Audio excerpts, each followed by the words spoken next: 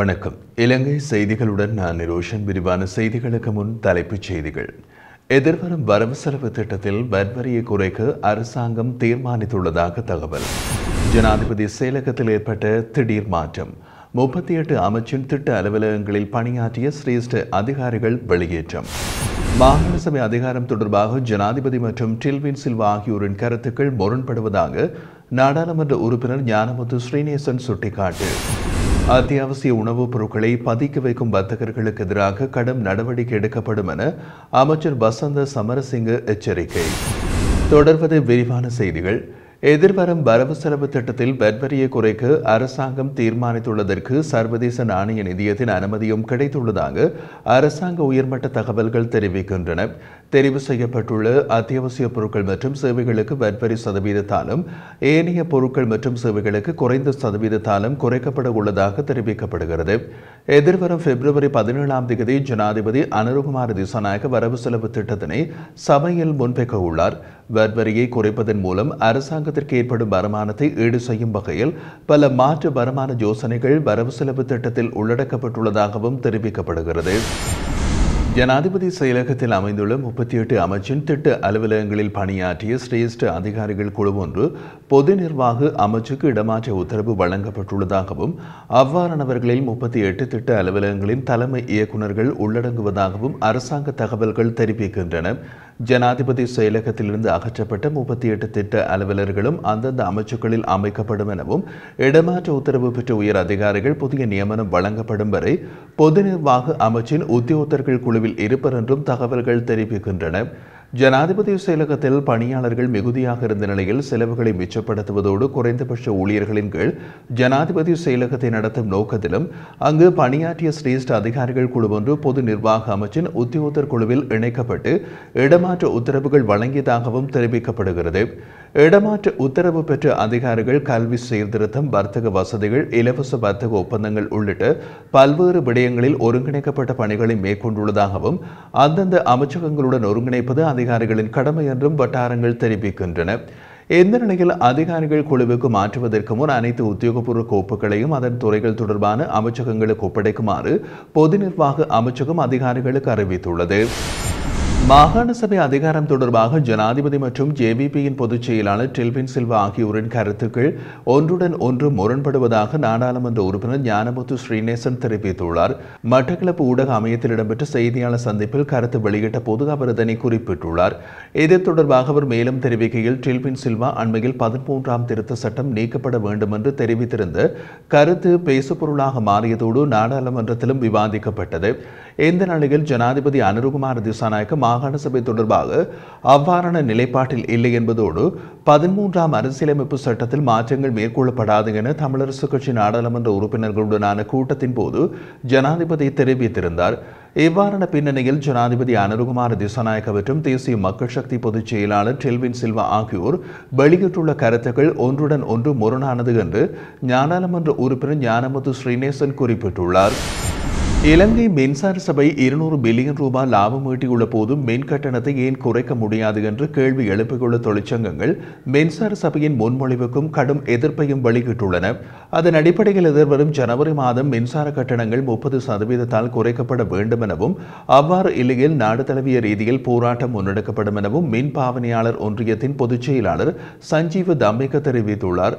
அவர் மேலும் தெரிவித்த போது, தற்போதைய ஜனாதிபதி அனுரகுமார திசாநாயக்கவும் அவரது அரசாங்கமும் மின்சார கட்டணங்களை குறைப்பதாக தேர்தல் மேடைகளில் உறுதி வழங்கியிருந்தனர். கடந்த அக்டோபர் மாத கட்டண குறைப்பு மேற்கொள்ள முடியும் என கூறிய இலங்கை மின்சார சபை தற்பொழுது கட்டண குறைப்பினை மேற்கொள்ள முடியாது என்று கூறுகின்றது. அத்துடன் நீர்மின் உற்பத்தியும் அதிகரித்துள்ள ஓர் பின்னணியில் கூட ஏன் அரசாங்கத்தினால் மின்சார கட்டணத்தை குறைக்க முடியாது என்றும் அவர் கேள்வி எழுப்பினார்.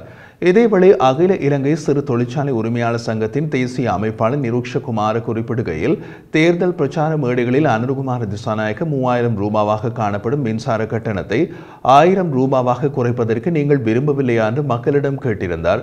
அதனை அரசுக்கு நினைவுபடுத்துவதோடு மின் கட்டணத்தை குறைப்பதற்கான உங்களின் திட்டமிடல் எங்கே என்றும் உங்களுக்கு வாக்களித்த மக்களை மறந்து விட்டீர்களா என்றும் ரஞ்சன் ஜெயலாலிடமும் கேள்வி எழுப்பினார்.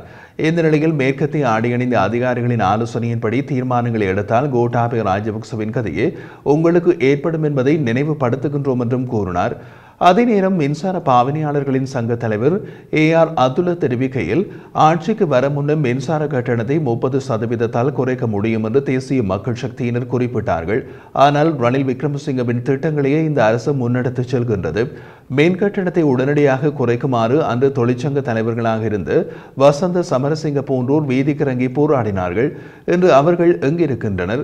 ரஞ்சன் ஜெயலால் போன்றவர்களை கண்டுபிடிக்கவும் கடினமாக உள்ளது என்றார். இதேவேளை தற்போதைய மின்சார கட்டணங்கள் எதிர்வரும் 6 மாதங்கள் வரையில் தொடர வேண்டும் என இலங்கை மின்சார சபை இலங்கை பொது பயன்பாடுகள் ஆணைக்குழுவிடம் பரிந்துரையை சமர்ப்பித்துள்ளமை குறிப்பிடத்தக்கது. அரிசி மற்றும் தேங்காய் உட்பட அத்தியாவசிய உணவுப் பொருட்களை பதுக்கி வைக்கும் வர்த்தகர்களுக்கு எதிராக கடும் நடவடிக்கை எடுக்கப்படும் என வர்த்தக வாணிபு உணவு பாதுகாப்பு மற்றும் கூட்டுறவு அபிவிருத்தி அமைச்சர் வசந்த சமரசிங்க எச்சரித்துள்ளார். இது தொடர்பாக அவர் மேலும் தெரிவித்த போது, பல்வேறு காரணிகளால் அரிசி மற்றும் தேங்காய் ஆகிய உணவுப் பொருட்களின் விலை உயர்வடைந்துள்ளது. இந்த நிலையில் அரிசி தட்டுப்பாடுக்கான குறுகிய கால தீர்வாக இந்தியாவிலிருந்து 70,000 மெட்ரிக் டன் அரிசி இறக்குமதி செய்ய தீர்மானிக்கப்பட்டு உரிய நடவடிக்கைகள் எடுக்கப்பட்டுள்ளது.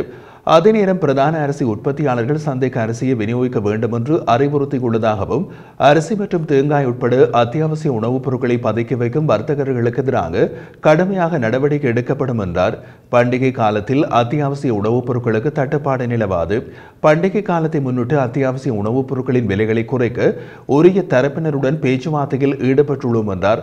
இதேவேளை அதிகரித்த விலைக்கு அரிசியினை கொள்வனவு செய்யும் நிலையில் அரசாங்கத்தின் நிர்ணய விலைக்கு அரிசியை விற்பனை செய்ய முடியாது என அரிசி மொத்த விற்பனையாளர்கள் தெரிவிக்கின்றனர். நாட்டு அரிசிக்கு கடும் தட்டுப்பாடு நிலவும் நிலையில் 5 முதல் 10 ரூபாவுக்கு இடைப்பட்ட லாபத்தில் அரிசியை எவ்வாறு விற்பனை செய்வது என்றும், இந்த நிலை தொடருமாயின் அரிசி வர்த்தகத்தை கைவிட நேரிடும் என்றும் அரிசி மொத்த விற்பனையாளர்கள் தெரிவிக்கின்றனர்.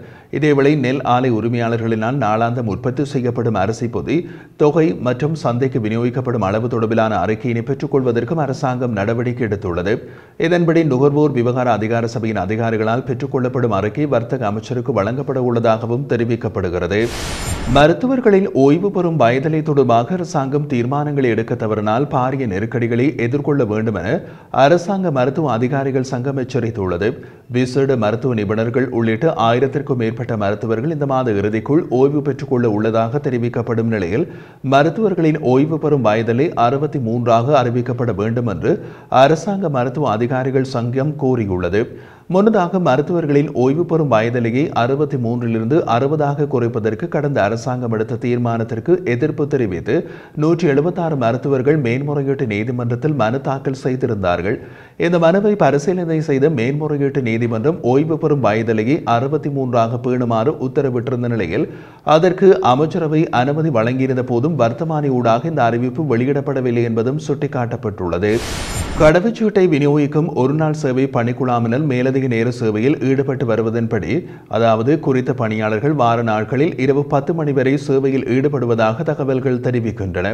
இந்த நிலையில் கடவுச்சீட்டு பணிகளை துரிதமாக முன்னெடுக்கும் நோக்கில் இந்த நடவடிக்கையும் எடுக்கப்பட்டுள்ளதன் மூலம் அவசர தேவைகளுக்காக கடவுச்சீட்டை பெற்றுக்கொள்ள உள்ளவர்கள் நன்மை அடைவார்கள் என்றும் தெரிவிக்கப்படுகிறது.